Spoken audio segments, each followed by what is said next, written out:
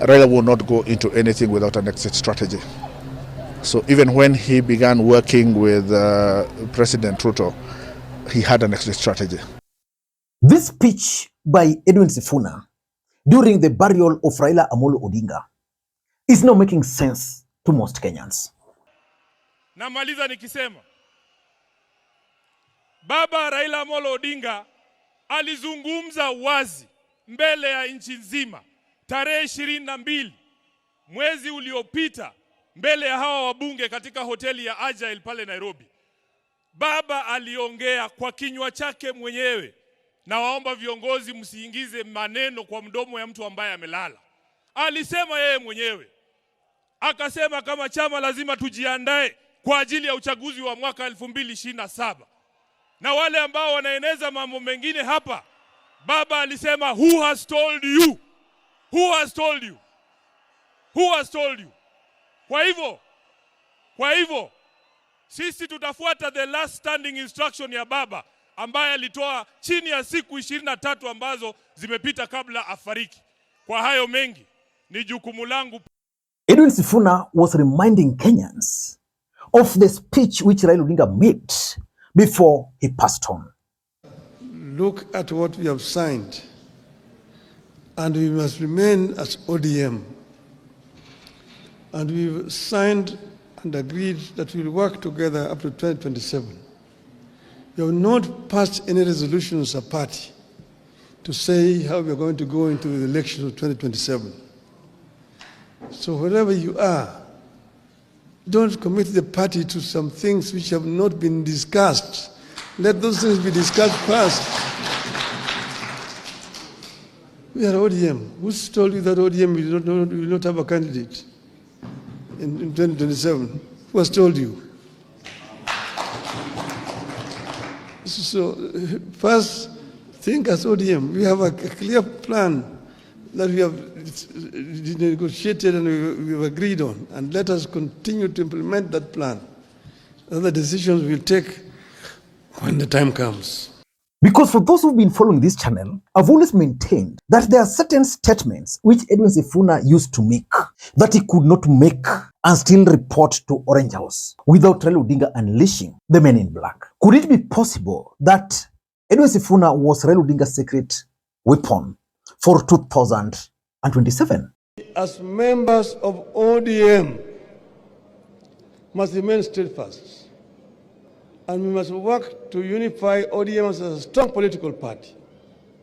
Yes, in a political party, there's always differences of opinion on some issues. But the political party itself must have a firm stand on a particular issue.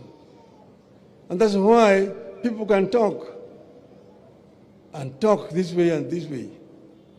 Ultimately, there's an official position that will be articulated by the party. And the spokesman of the party is usually the Secretary General, Mr. Sifuna. When Mr. Sifuna speaks, he's speaking on behalf of the party.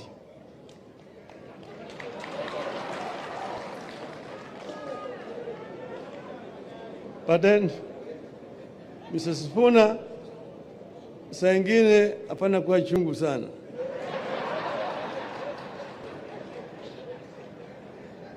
In February, I did a video and I'm going to pin it in the comment section and make sure you watch it. Because Paul Mwangi, who was a close ally of Raila Odinga and his personal lawyer, revealed that Edwin Sifuna was Raila Odinga's exit plan from William Ruto's government if things did not go the way Raila had planned. In this video, I want us to dissect that Paul Mwangi speech, but again listening to Professor Anyang' Nyong'o making this particular speech during one of the ODM events. Secondly, I think you read the interview that Sifuna had Kenya Times recently, where he made it very, very clear.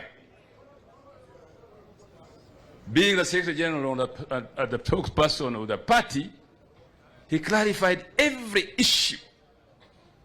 And since then, we have not seen any writing about Sifuna in the newspapers at all. Sasa wewe ni nani? Sasa wewe unaanza leo kupinga Sifuna. Wewe ni nani? We in the party sourced Sifuna from his professional work to bring him to the party, and he has been doing an excellent job since then. Ama sivyo? So let us support him. We in the party support him. Let the people support him. The guy is built for the future. Ama sivyo? The guy is built for the future. You know what I mean? Ukiangalia huko mbele, utaona Sifuna. Utaona nani? Sifuna. If you don't know what I'm saying, go home, fikiria. Sawa sawa?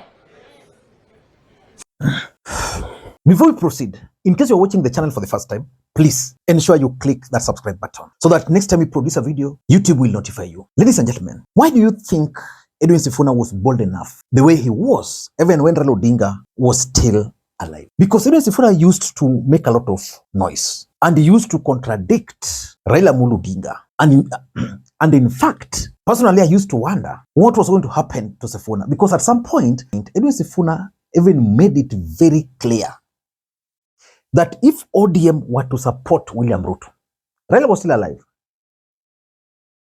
he was not going to do it. Okay. Now, lastly, a vote is an individual decision. Tom Ojienda will not vote for Sifuna. I will be given a ballot, you will be given a ballot. You can see he's already wearing UDA colors. He's already wearing UDA colors. So he has made a decision that is going to support William Ruto for re-election. I do not begrudge you, Ojienda. That is your personal decision. Sifuna, Edwin Kenya. I can give my ID number. Should I? Will not be voting for William Ruto in 2027. He should also respect my decision.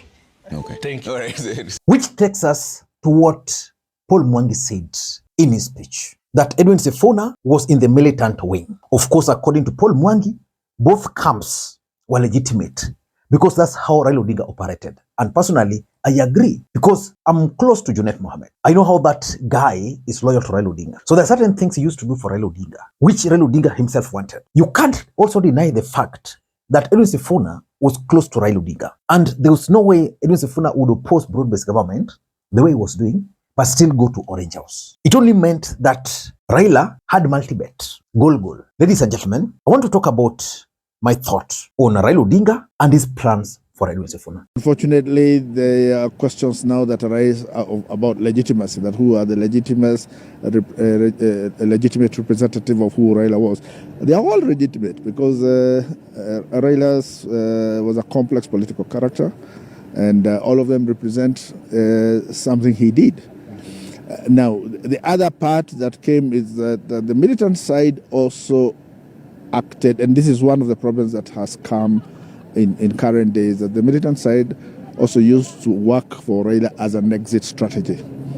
Raila will not go into anything without an exit strategy. So even when he began working with President Ruto, he had an exit strategy. What was the exit strategy? The exit strategy was the people who were fighting it. Sifuna's side? Yes, that was his exit strategy. And if things did not work out, or if we got into a head with the corporation side, he was going to go and turn into his militant side. Number one, I want to agree with Paul Mwangi that Edwin Sifuna was Raila Odinga's exit strategy from William Ruto if things did not work.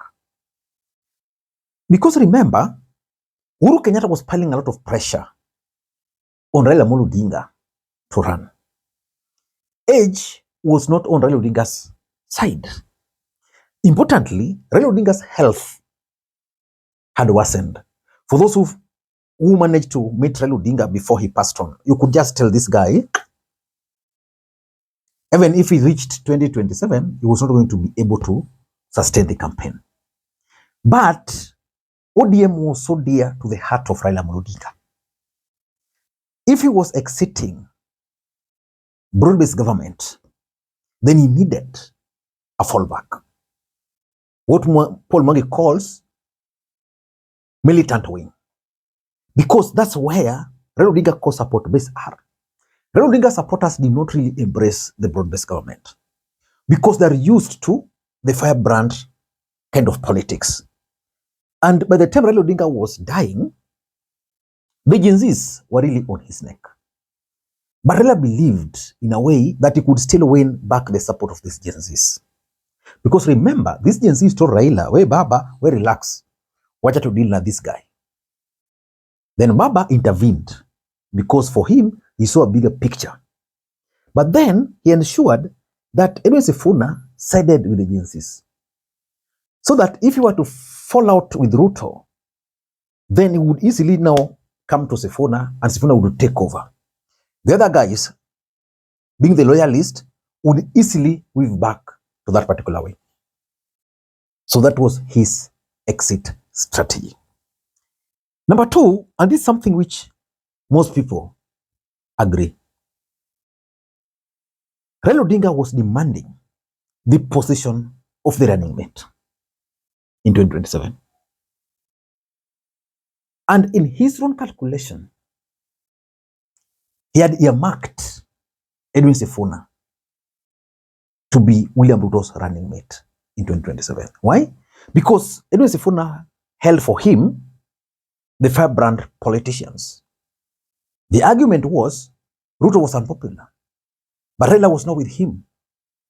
The other ODM people who were anti-broad-based government were led by Sifuna. They were on the other side. So at the end of the day, Edwin Sifuna was going to be persuaded to come to William Ruto as the running mate. And ODM supporters were going to accept that because they know that Sifuna could not be easily bought. So the truth is, that was also in the plans. And the last thing, and this one actually I was told by someone very close to Sifuna and a very senior party official in ODM party, that Raila Odinga had assured Edwin Sifuna that he was going to be the presidential candidate of ODM in 2027. So which means Raila had planned to stabilize the government, let things flow the way they are flowing. Then ODM as a political party was going to produce a presidential candidate. And that candidate was going to be Edwin Sifuna. He wanted to transition to the young people. So for me, that's how I interpret it. More details you can find in this video, which I've actually pinned in the comment. I did it in January. So you can know. So you can now believe what I always tell you, that my analysis is, I did it in January.